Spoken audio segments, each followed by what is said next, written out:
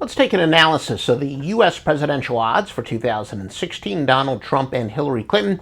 Current odds have Hillary Clinton the 265 favorite. Now, what this means for those of you not super familiar with gambling, Hillary Clinton, in order to win $100, you would have to risk $265 in the case of Donald Trump, plus $220. For every $100 you risk, you could win $220. And if you're feeling the Johnson, Gary Johnson plus 15,000. So yes, a $100 better would win $15,000 if the ultimate miracle happens and a third-party candidate becomes the winner. Now, I'm not, as much as I love watching English soccer, I'm not familiar enough with it to tell you whether Leicester City was truly the longest of the long shots, but Gary Johnson, U.S. politics, as much as there's disenchantment with both of the parties, Gary Johnson doesn't have much of a chance.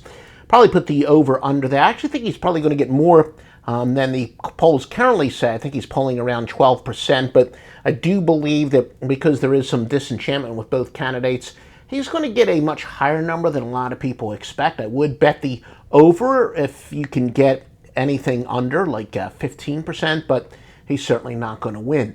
Now, Donald Trump, though, is a live dog. Actually, at plus 220, I think he's a good bet. And it's pretty simple that, basically Donald Trump, if you handicap that he's got about a 40% chance to win, anytime you get a 40% bet at like plus 220, that is a very good bet because you don't have to win 50% of the time to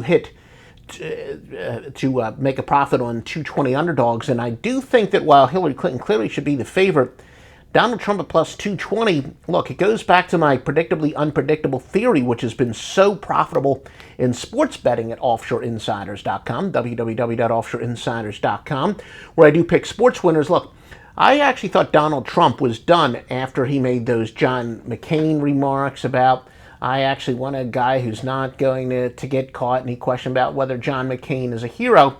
Now, you may say, okay, you were completely wrong about that. Why should I trust you here that Donald Trump should be much less than a 220 underdog? It gets back to my predictably unpredictable theory in sports, where we have sports teams where a lot of people say, I just can't figure out this team. One week they look great. The next week they'll play their worst against the worst teams and their best against the best teams. When you have a big underdog for somebody that is so predictably unpredictable, and he's really overcome the odds so far, 220 is pretty significant.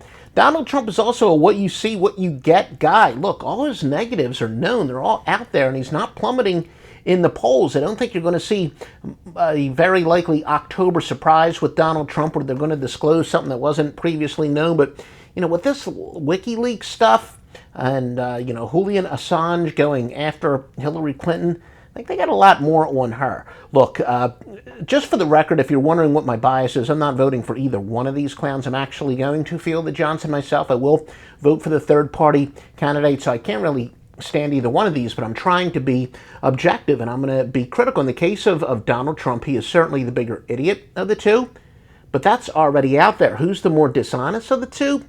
Hillary Clinton. I think there's a lot more not known by Hillary Clinton that could be disclosed before October. So look, Donald Trump's weakness, that he's a complete moron, that's already out there. And any damage that's been done is showing up in the polls. But the fact that Hillary Clinton is the least trustworthy, there might be a lot more coming. So that's why I do think that Donald Trump, again, is still a live underdog. Now, Donald Trump's probably going to get a few more of the Sanders votes than a lot of people think. Remember, 8 years ago, we did vote for change. We can certainly debate for hours and hours whether or not it was change for the good, but it was definitely change. People wanted change, and that they got. But Democrats usually dominate the narrative. Look, so many debates turn around not on the issues, but the Democrats are saying, well, you disagree with me because you're a homophobe and a sexist and a racist. And the Republicans usually wind up having to defend themselves against those charges rather than debating the issues. And once you control the narrative, that is a big plus. And there's no question that over the last several presidential elections and major elections, Democrats have done that. Not with the case of Trump. Look, he's very aggressive. He's the one controlling the narrative, and he's used Democratic techniques to win the primary. And yeah, the squeakiest wheel does get the oil, and that has been the case. Donald Trump, he does a good job of no longer being on the defensive, where, as I said, Democrats usually are able to use, the sexist and homophobe and racist card to put Republicans on the defensive. But Donald Trump, for better or for worse, has certainly been, using the Democratic techniques against the Republicans in the primary, and he's using that against Hillary Clinton. Now, look, Hillary Clinton, again, is still likely to win, but Donald Trump clearly has the much better betting value. And that's one of the things that people don't understand. For example, in baseball betting, where they bet the money lines, any bookmaker will tell you that the public loves betting on favorites because they always think the team more likely to win is the better bet. And that's not true if you're, betting on a team that's a 1-90 favorite. And again, for those of you not familiar with how the money line works, you'd be risking $190 to win at $100.